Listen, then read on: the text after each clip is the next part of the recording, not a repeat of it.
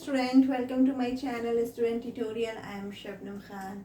Last topic में हम लोग ने स्टार्ट किया था सेक्सुअल रिप्रोडक्शन।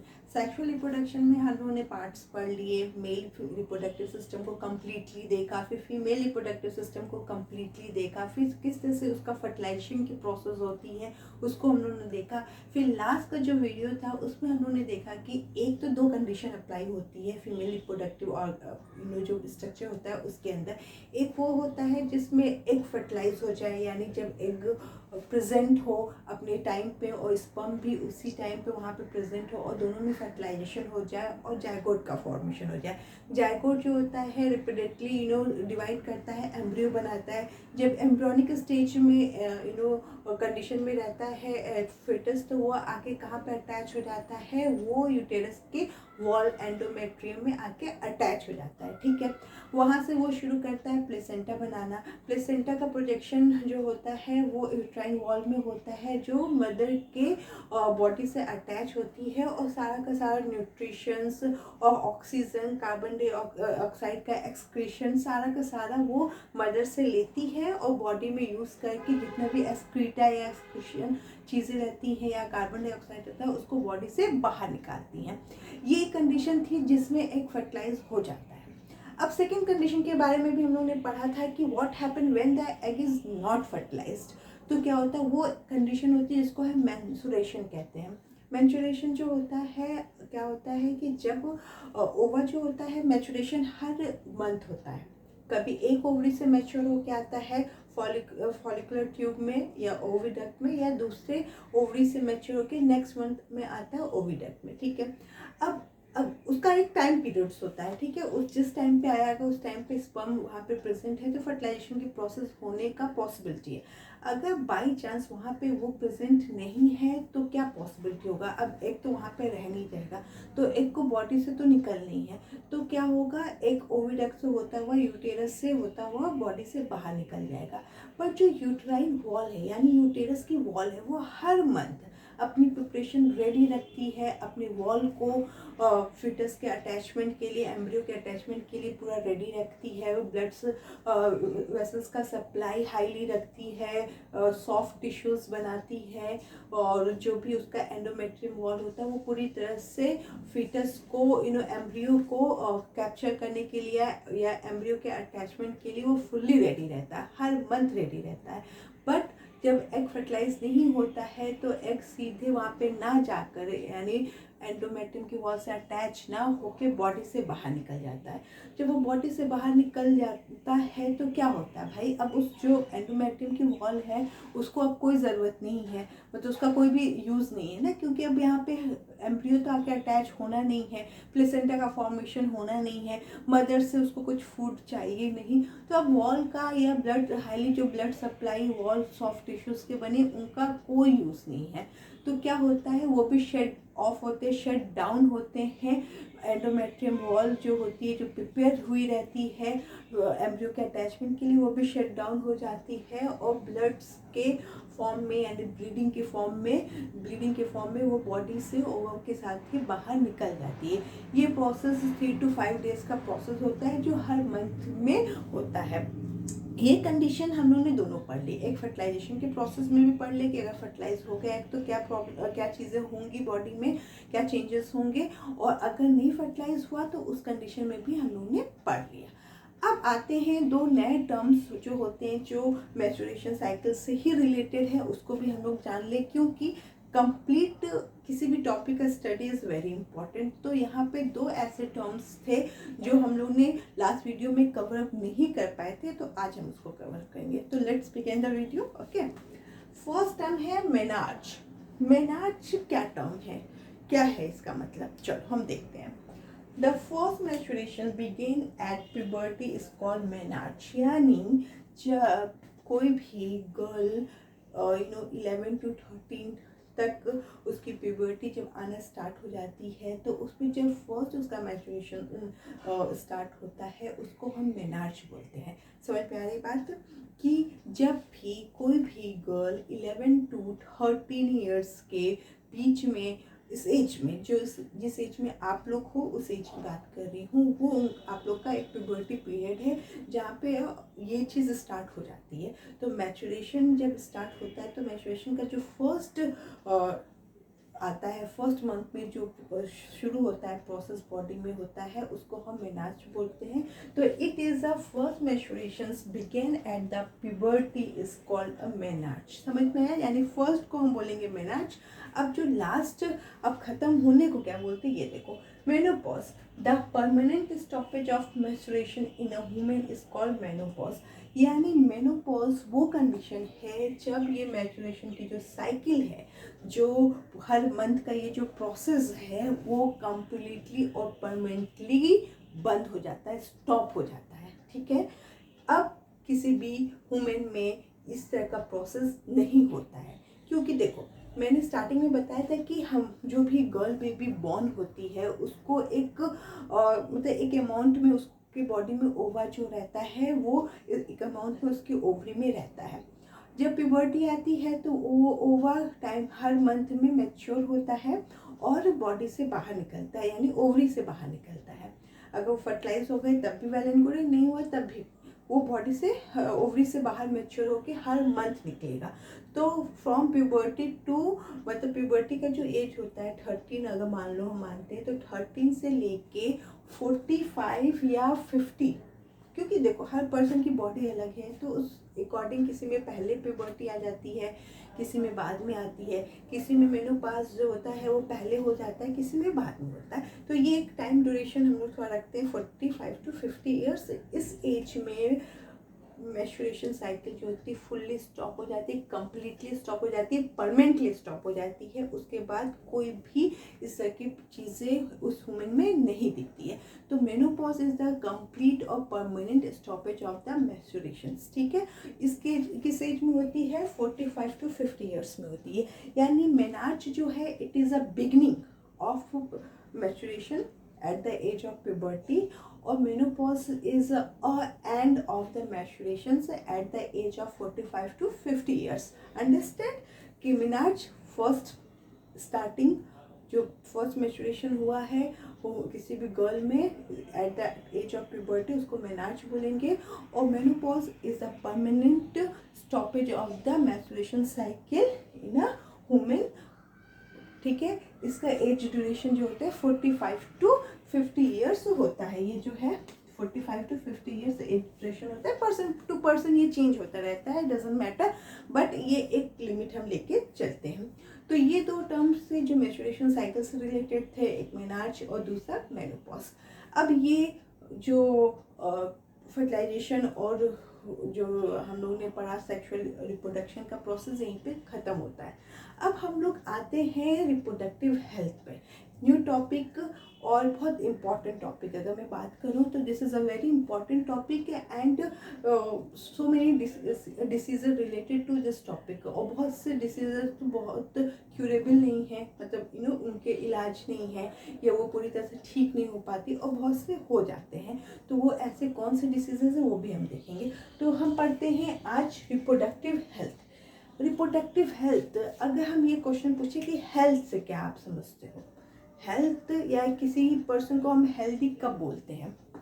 अगर मैं क्वेश्चन पूछूं कि when we are to ask any question about any person कि आर यू हेल्दी, क्या तुम हेल्दी हो, तो क्या रिप्लाई आएगा? या हम आपसे पूछे कि आप कैसे बोल सकते हो कि आप हेल्दी हो, या फिर आप किसी पर्सन को कैसे बोल सकते हो कि ये हेल्दी है? ठीक है, तो इसका हम अभी आंसर देखते हैं कि भाई हेल्दी किस पर्सन को कहा जा सकता है।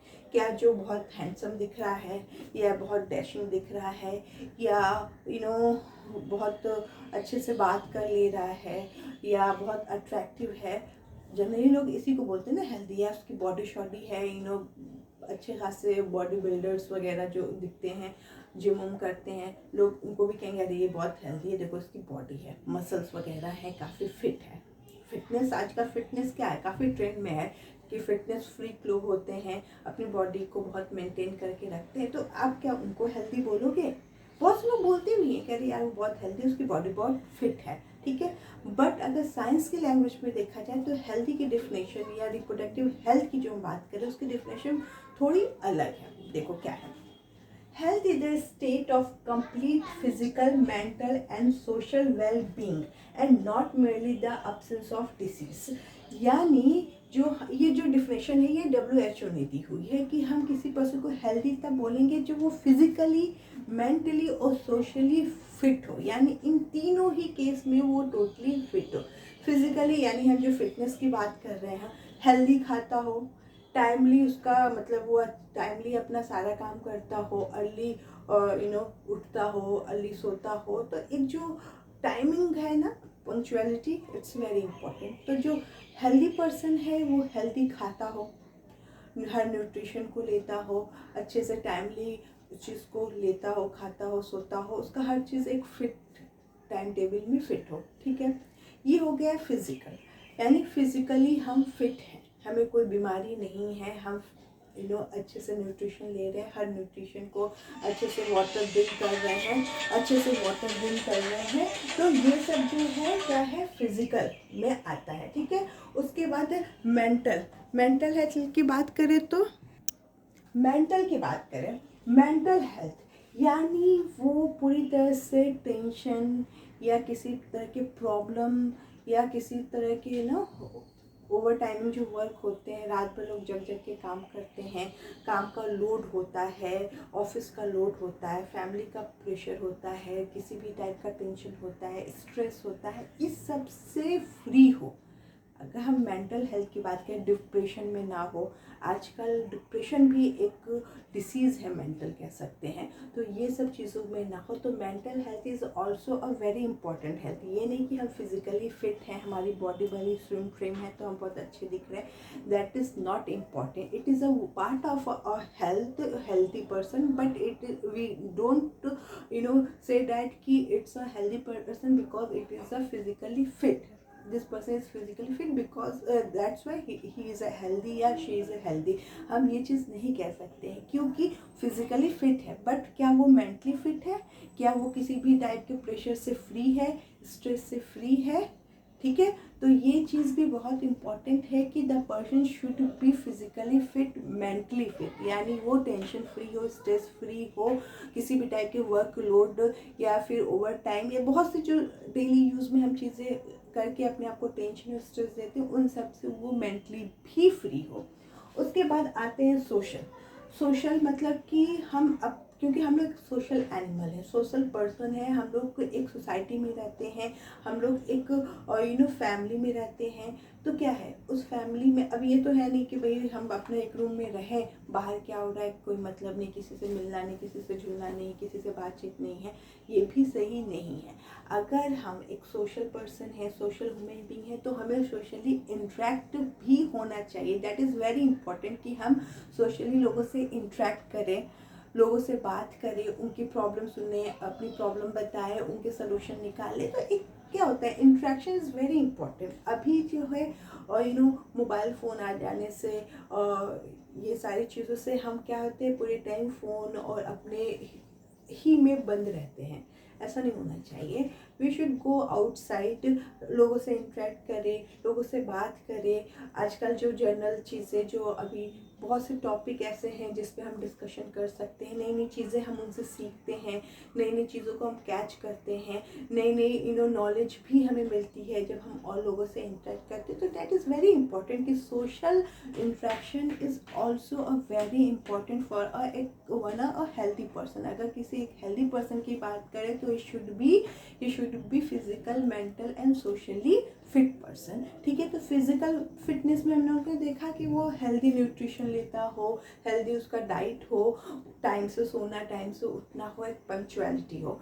उसके बाद अगर हम लोग ने बोला मेंटल हेल्थ में वो स्ट्रेस फ्री हो, ठीक है, और किसी भी टेंशन से ना वर्कलोड या किसी भी फैमिली टेंशन, ये सब बहुत से टाइप की टेंशन लाइफ में होती है, उन सब से भी स्ट्रेस फ्री हो, टेंशन फ्री हो, तो ये भी मेंटल हेल्थ भी बहुत इम्पोर्टेंट रखता है। सोशल वेलबींग, अच्छे से लोगों से मिलना, अपने एटिकेट्स अच्छे रखना, अपने बिहेवियर अच्छे रखना, बड़ों के साथ छोटों के साथ, ये भी बहुत इम्पोर्टेंट रखता है एक सोशल सर्कल में अगर हम रहते हैं तो, ठीक है। And not mainly the absence of disease. अब डिसीज़ का भी होना ना होना भी एक हेल्थ पे इफ़ेक्ट करता है। अगर हम कोई टाइम सोए हुए हैं, हमें कुछ ना कुछ डिसीज़ से हम लगे हुए हैं, तो it's not a healthy person. तो हमें ये भी देखना है कि हम डिसीज़ फ्री भी हों, ठीक है। तो it is a definition of reproductive health. उसके बाद देखते हैं reproductive health form a crucial part of general health, यानी अगर कोई पर्सन जो है वो रिप्रोडक्टिवली हेल्दी है, ठीक है, तो वो जो है बहुत इम्पोर्टेंट रोल प्ले करता है एक जनरल हेल्थ में। जनरल हेल्थ की बात करें तो हम फिजिकल, मेंटल, सोशल सारे हेल्थ की बात कर सकते हैं इसमें। तो अगर ये देखो रिप्रोडक्टिव से ये भी समझ में आ रहा होगा कि लोग सोचेंगे अरे रिप्रोडक्टिव हेल्थ मीन्स कि मतलब अच्छे मतलब बच्चे ज़्यादा पैदा कर लेना या इस तरह की चीज़ें, बट इसमें हमने बताया ना कि WHO ने जो डिफिनेशन दी है उसमें तीनों चीज़ का होना रिप्रोडक्टिव हेल्थ में बहुत इम्पोर्टेंट है, और रिप्रोडक्टिव हेल्थ ही बहुत क्रूशियल पार्ट प्ले करता है जनरल हेल्थ में। जो इंसान का जनरल एक हेल्थ है उसमें रिप्रोडक्टिव हेल्थ एक क्रूशियल पार्ट करता है। देखो क्या होता है कि अगर बच्चा जो है माँ, एक वुमेन जो है, एक लेडी जो है वो प्रेग्नेंट है, ठीक है, उसके वुम्स में, उसके यूटेरस में एक बच्चा ऑलरेडी है उसमें, ठीक है।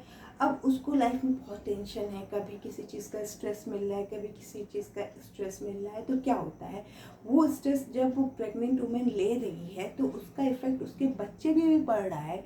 यस, ये बात बिल्कुल सही है, तो लोग माने या ना माने, बट साइंस ये मानता है कि अगर कोई प्रेग्नेंट वुमेन है तो उसको स्ट्रेस फ्री रहना चाहिए, हेल्दी रहना चाहिए, क्योंकि अगर वो हेल्दी रहेगी तो उसका इफेक्ट बच्चे पे भी पड़ेगा।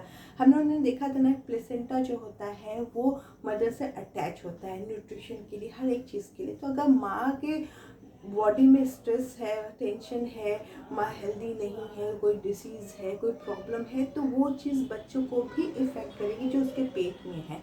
तो ये बहुत इम्पॉर्टेंट है एक रिप्रोडक्टिव हेल्थ में कि जो भी औरत है, या हम मैन की भी बात करें, एक आदमी की भी बात करें, क्योंकि आदमी का भी रिप्रोडक्टिव, जब उनके बीच ही किसी भी तरह की मैटिंग हो रही, कॉपुलेशन हो रहा है, तो जो मेल है उसका भी हेल्दी होना, रिप्रोडक्टिवली हेल्दी होना बहुत ज़रूरी है। अब आप सोचोगे तो चलो प्रेग्नेंट वुमेन का तो समझ में आ गया कि भैया बच्चा उसके पेट में है, उसका हेल्दी या टेंशन फ्री होना ठीक है, बट मेन का क्या है? मेन का ये है क्योंकि भैया जो प्रेग्नेंट हुई वुमेन, तो स्पर्म जो आया है वो एक मेल पर्सन से ही आया है, वो स्पर्म जो है उस मेल पर्सन से आया है, उसी ने रोल प्ले किया है फर्टिलाइजेशन में। तो क्या है कि भाई जो आप स्पर्म दे रहे हो, अगर वो हेल्दी पर्सन का स्पर्म है जो पूरी तरह से इन तीनों कंडीशन को अप्लाई उसके ऊपर हो रहा है, वो इन तीनों में अच्छा है, मेंटली, फिजिकली और सोशली, तो उसका स्पर्म जो वो डोनेट कर रहा है that is a best, okay. अगर उसको भी किसी तरह की इलनेस है, किसी तरह की डिसीज़ है, किसी तरह का मेंटल इशू से वो जूझ रहा है, तो उसके स्पर्म पे भी इफ़ेक्ट पड़ेगा। जी हाँ, दैट्स ट्रू। तो ये बहुत ज़रूरी है रिप्रोडक्टिव हेल्थ में कि जो मेल और फीमेल है जिनके बीच रिप्रोडक्शन हो रहा है, उन दोनों का इन तीनों कंडीशन को फुलफ़िल करना बहुत ज़रूरी है, चाहे वो फिज़िकल हो, मेंटल हो, चाहे सोशल हो, ठीक है। तो ये नहीं है कि भैया बस बच्चा ही कर लो। अगर आप कर रहे हो, एक हेल्दी बच्चे को आपको जन्म देना है, एक हेल्दी बच्चे को इस दुनिया में लाना है, तो आपको इन तीनों कंडीशन को फुलफिल करना बहुत ज़रूरी होगा, मेल को भी और फीमेल को भी, क्योंकि दोनों की ही स्पर्म और ओवम का फर्टिलाइजेशन होकर एक न्यू लाइफ बन रही है। तो वो न्यू लाइफ जो होती है आपके ही इफ़ेक्ट से आ रही है, आपका ही DNA आपके ही ब्लड से आ रही है। तो जब आप ही किसी डिसीज़ और इलनेस और किसी भी इश्यूज से घिरे हुए हो, तो उसका इफेक्ट उस बच्चे में ज़रूर दिखता है। हम लोग के घर कहा जाता है ना कि भैया अच्छे से रहो, अच्छे से खाओ पियो, नहीं तो बच्चे पर असर पड़ेगा। ये आप लोगों ने अपने घर में जनरली सुना होगा प्रेग्नेंट वुमेन के घर में कि लोग इस तरह की बातें करते हैं। ये बहुत सही बात है, क्योंकि अगर वो औरत कहीं ना कहीं अपना ख्याल नहीं रख पा रही या हेल्दी नहीं है तो उसका असर बच्चे पर पड़ेगा।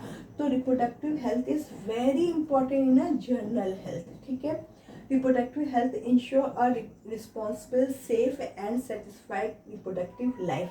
देखो जो हमने अभी समझा है सेम चीज़ यहाँ पे अगर जो रिप्रोडक्टिव हेल्थ है वो इंश्योर कर रही है एक रिस्पॉन्सिबल, सेफ और सेटिस्फाइंग रिप्रोडक्टिव लाइफ की। यानी जब दो पर्सन के बीच कोई रिप्रोडक्टिव सिस्टम या चीज़ें हो रही हैं, उनके मतलब किसी टाइप का कॉपुलेशन हो रहा है, उनके बीच मैटिंग हो रही है, तो उसमें वो बहुत उनके ऊपर रिस्पॉन्सिबिलिटी रहती है कि सेफ और सेटिस्फाई उनकी रिप्रोडक्टिव हेल्थ हो। नहीं तो जो आने वाली जनरेशन है उनके ऊपर भी इसका इफेक्ट पड़ सकता है, या उनकी भी लाइफ, उनके दो पार्टनर की लाइफ में भी रिप्रोडक्टिव हेल्थ अच्छी ना होने से एक प्रॉब्लम क्रिएट हो सकता है। तो ये बहुत ज़रूरी है कि जो पर्सन इन रिप्रोडक्टिव हेल्थ की हम बात कर रहे हैं उनका समझना, अवेयर होना कि क्या चीज़ बहुत ज़रूरी है उनकी रिप्रोडक्टिव लाइफ में, उसकी अवेयरनेस, उसको सेटिस्फाई करना और सेफली उस चीज़ को परफॉर्म करना इज़ वेरी इंपॉर्टेंट, ठीक है। It includes the ability to prevent and control sexual transmitted disease. That is very important. STD. STD means sexually transmitted disease. This is a very important things कि जो sexual transmitted disease है वो किसी भी person को हो सकता है। अगर दोनों पार्टनर में से किसी एक को भी ये डिसीज़ हुई है तो दूसरे पार्टनर को होने के फुल्ली चांसेस है। तो यहाँ पे ये चीज़ को समझना दोनों ही पार्टनर को कि अगर किसी एक को कुछ हुआ है तो दूसरे को उससे एक दूर रहना चाहिए और उस बीच उनके बीच सेक्सुअली कुछ भी परफॉर्मेंस नहीं होना चाहिए। तो ये बहुत ज़रूरी है कि the ability to prevent and control, एक एजुकेटेड पर्सन, एक अवेयर पर्सन को ये एबिलिटी होनी चाहिए कि किस तरह से इस डिसीज़ से हम प्रिवेंट करें और इस डिसीज़ से हम कंट्रोल करें, ठीक है, जिससे वो स्प्रेड ना हो, बढ़े ना या हो ना, ठीक है।